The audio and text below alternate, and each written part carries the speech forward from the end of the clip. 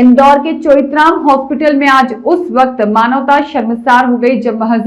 24 घंटे के अंदर मनमाने ढंग से 1,16,000 के बिल को बढ़ाकर 1,56,000 रुपए करने का विरोध करने पर अस्पताल के बाउंसरों ने गुंडागर्दी शुरू कर दी। मामूली पेट दर्द के इलाज के बाद मेडिक्लेम रिजेक्ट होने पर जब पीड़ित परिवार ने विरोध जताया तो अस्पताल प्रबंधन और बाउंसरों ने मरीज के परिजनों और मीडिया कर्मियों के साथ जमकर अभद्रता की। इस बीच 22 जून से भर्ती मरीज रुचिता कौशल के परिजनों की मदद के लिए पहुंचे अखिल भारतीय सर्व समाज समरसता संगठन के लक्ष्मण खेड़े को बाउंसरों ने पुलिस की मौजूदगी में ही हाथ पैर पकड़कर घसीटते हुए बर्बरतापूर्वक गेट के बाहर फेंक दिया, जिसका वीडियो अब सोशल मीडिया पर तेजी से वायरल हो रहा है। हंगामा, पुलिस का हस्तक्षेप और वर्तमान स्थिति। अस्पताल की इस खुली लूट और मीडिया कर्मियों से दुर्व्यवहार के खिलाफ पीड़ित परिवारों और सामाजिक कार्यकर्ताओं ने मुख्य गेट पर करीब 3 घंटे तक धरना देकर जमकर नारेबाजी की। अस्पताल परिसर में बढ़ते तनाव और हंगामे को देखते हुए मौके पर भारी पुलिस बल तैनात करना पड़ा। इसके बाद राजेंद्र नगर एसीपी ने खुद कड़ा हस्तक्षेप किया और अस्पताल प्रबंधन को फटकार लगाते हुए जैसे तैसे मामले को शांत कराया। अस्पताल में हुई इस बर्बरता और बाउंसरों की सरेआम गुंडागर्दी ने अब निजी अस्पतालों की मनमानी और सुरक्षा व्यवस्था पर गंभीर सवाल खड़े कर दिए हैं। कल रात को मेरे पास पवन जी का फोन आया था सनावत से और उन्होंने कहा कि भैया मेरे परिजन को हमने पेट दर्द के लिए 22 तारीख को चोइथराम हॉस्पिटल में एडमिट कराया था और जब हमने एडमिट किया था तो हमने उनको बता दिया था कि भैया हमारा मेडिक्लेम है और मेडिक्लेम में ही हमें हमारी पूरी इलाज करवाना है। तो मेडिक्लेम में यहाँ का जो मेडिक्लेम का जो डिपार्टमेंट है उन्होंने कहा कि ठीक है हम आपका अप्रूवल डाल देते हैं, कभी अप्रूवल आ गया तो आपका मेडिक्लेम में पूरी सारी चीज़ें होगी। 22 तारीख को एडमिट, 23 तारीख को नेक्स्ट डे उन्होंने अप्रूवल डाला और सेम डे इनका अप्रूवल भी आ गया, ऐसा परिजनों का कहना है। साथ ही साथ जब अप्रूवल आया तो अप्रूवल के बाद ये हर दूसरे तीसरे दिन हॉस्पिटल मैनेजमेंट को पूछ रहे थे कि भैया हमारा बिल कितना हुआ, तो उन्होंने बोला कि भैया आपका बिल इतना हुआ इतना हुआ, मतलब वो अमाउंट बताते रहे थे। अब ये तो इस चीज़ से निश्चित थे कि भैया हमारा मेडिकल पर हो रहा है ना। अब हर बार इनको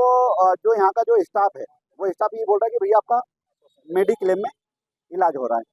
आप जांचों पर जांचें करा रहे हैं, कभी आप जानकारी भी जांचों पर जांचें करा रहे हैं, सारी चीज़ें हो रही है और इनका बिल इन्होंने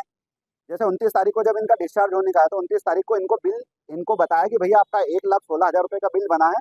और हम ये आपका क्लेम कर रहे हैं, मेडिक्लेम कंपनी में हम क्लेम कर रहे हैं और आप थोड़ी देर बाद आप डिस्चार्ज हो जाओगे, आप घर जा सकते हो। अब फिर साथ ही साथ इनको पेट में पथरी भी थी, तो पथरी थी इनके पेट में, तो अब वो पथरी थी तो कहीं ना कहीं वो भाई यहाँ पर तो ये असंतुष्ट थे ना, तो इन्होंने सोचा कि हम कहीं और इलाज करा लेंगे। तो इन्होंने 1,16,000 रुपये का था तो इनके पास कल व्यवस्था नहीं थी और हालांकि इनका कहना ये था कि भैया हम 1,16,000 रुपये भी क्यों भरे, क्योंकि आपने शुरू में हमको बोला कि भैया मेडिक्लेम में होगा और हम कभी दे भी सकते हैं, तो हम तो गरीब हैं भैया, हमारे पास इतनी व्यवस्था नहीं, हमारे पास इतनी व्यवस्था होती तो हम और भी इसके बड़े से बड़े हॉस्पिटल में जाते हैं। तो इन्होंने 1,16,000 के बाद फिर इन्होंने एक दिन रखा, इन्होंने कहा कि भैया हम इसको वापस से हम इसको प्रोसेस करेंगे अप्रूवल के लिए, कभी हो गया तो ठीक है कोई बात नहीं। तो इन्होंने नेक्स्ट डे वापस से अप्रूवल किया, तो वो मतलब वो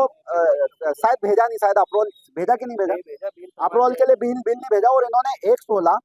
के बजाय इन्होंने नेक्स्ट डे इनको बिल दिया 1,53,000 रुपये का। अब देखिए कहाँ 1,16 और कहाँ 1,53, करीबन 30 से 40,000 रुपये का अंतर आ गया उसमें। तो मेरा हॉस्पिटल जैसे जब ये मेरे पास मदद मांगने के लिए आया तो मैंने हॉस्पिटल मैनेजमेंट से मैंने बात की कि पुलिस प्रशासन भी हमारे साथ में था, मैनेजमेंट के साथ और हमारे संगठन के, और मैं भी था और जो पीड़ित परिवार के जो मरीज के जो परिजन थे वो सामने बैठे। उन्होंने जो 1,56 का बिल था, 1,56 के बिल में फिर वहाँ के मैनेजमेंट से बात हुई, उन्होंने बोला कि ठीक है आप कभी नहीं भर सकते हो, तो उन्होंने फिर उस बिल को 90 में सीमित किया, बोले आप 90 भर दीजिए। तो 90 में भी 5,000 रुपये ऑलरेडी इनके जमा थे, तो 90 डिपॉजिट थे, तो फिर इन्होंने 95 मतलब